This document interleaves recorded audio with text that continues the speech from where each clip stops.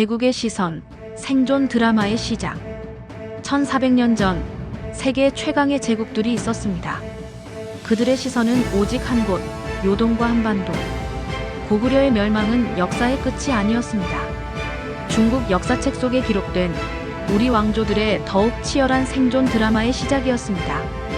겉으로는 대국과 소국의 관계. 하지만 중국의 정사를 자세히 들여다보면 그들의 야심과 우리의 주체성이 첨예하게 부딪힌 외교와 배신의 서사가 펼쳐집니다. 수나라 백만대군을 멸망시킨 지혜, 당나라를 한반도에서 쫓아낸 신라의 배신, 만주 벌판의 두 제국, 천하를 호령한 몽골의 그림자, 그리고 사대의 껍데기를 쓴 조선의 비밀까지.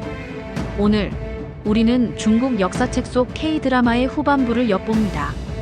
제국의 시선을 역이용해 우리 왕조들이 어떻게 강인하게 스스로를 지켜냈는지 그 찐 기록을 추적합니다. 지혜로운 약자와 당나라의 최종 목표. 첫 번째 진실, 두 제국을 무너뜨린 고구려의 시간 벌기 전술. 진시황 이후 최악의 폭군으로 기록된 수 양제의 몰락, 그 배우는 고구려였습니다. 중국 기록은 수송 문제, 장마를 언급했지만 을지문덕은 항복과 강경책을 오가며 백만대군의 비효율성을 완벽하게 이용했습니다. 결국 살수대첩으로 30만 별동대는 괴멸했고 중국의 기록은 돌아온 군사는 오직 2,700명이라는 처참한 결과를 인정할 수밖에 없었습니다. 하지만 진짜 속셈은 고구려 멸망 직후 드러났습니다. 당나라가 평양에 안동도호부를 설치하며 한반도 전체를 당나라의 영토로 만들겠다는 최종 목표를 노골적으로 드러낸 것입니다. 신라는 당나라의 야심을 확인하고 나당 전쟁을 발발시켰습니다. 중국 역사책은 신라를 고집센 소국, 은혜를 모르는 배신자로 기록합니다.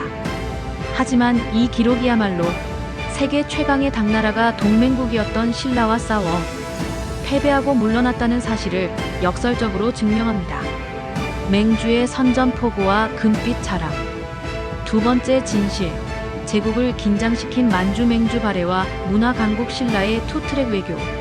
남북국 시대는 중국 정사를 가장 헷갈리게 만든 시기였습니다. 고구려 유민들이 세운 이 나라는 스스로 대진국이라 칭했으나 당나라는 이 나라를 발해군왕이라는 지리적 멸칭으로 격하했습니다. 그러나 발해 무왕은 당당하게 우리는 고구려다 라고 선전포고하며 당나라의 핵심 지역인 등주를 기습 공격하는 대담한 군사 행동을 감행했습니다. 중국 기록은 발해를 발해말갈 등으로 낮춰 부르려 했지만 그들의 기록은 발해가 당나라를 긴장시켰던 만주 벌판의 맹주였다는 드라마틱한 진실을 고백하는 것이나 다름없습니다. 한편 남쪽의 통일신라는 찬란한 문화 강국임을 자랑했습니다.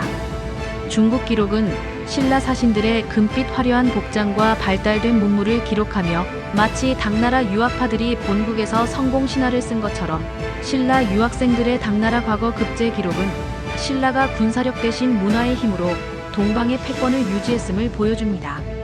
칼날 위의 외교와 대륙의 며느리. 세 번째 진실, 생존을 위한 줄타기 외교의 달인 고려. 송, 요, 금, 원. 대륙의 주인이 수시로 바뀌었던 격변의 시대, 고려의 기록은 극한의 외교 줄타기 쇼였습니다. 거란과의 전쟁에서 서희의 외교 단판으로 강동 6주를 확보했습니다. 그리고 귀주 대첩. 중국 기록조차도 거란이 이 전투에서 정예 병력의 절반을 잃었다고 평가했습니다.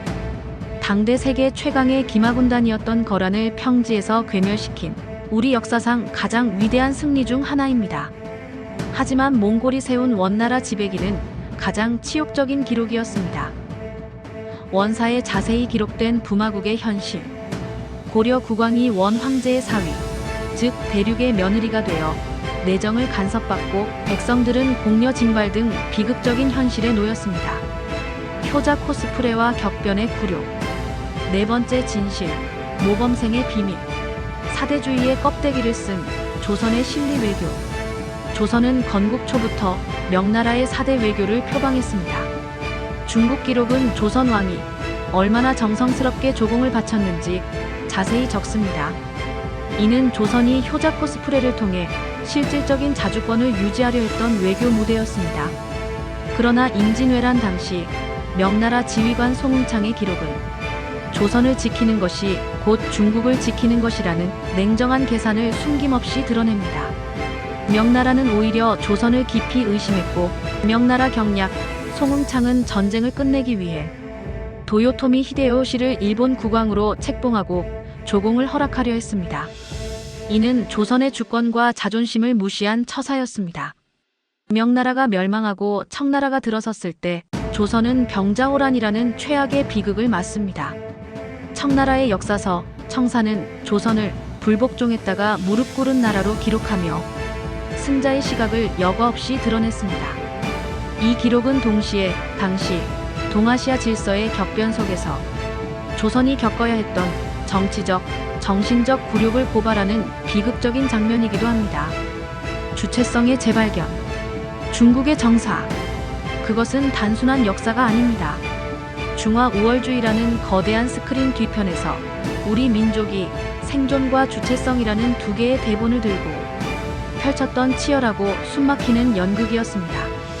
그들이 작은 나라라고 폄하한 역사의 순간들은 사실은 강대국들의 오만과 착오를 꿰뚫어보고 처절한 외교와 목숨 건 전투로 제국들의 몰락을 이끌어낸 약자의 지혜와 용기의 기록이었습니다. 역사를 사랑하는 여러분의 생각은 어떠신가요? 중국의 시선으로 본 우리 역사의 이면, 댓글로 여러분의 의견을 나눠주세요. 구독과 좋아요, 알림 설정으로 다음 이야기도 놓치지 마세요.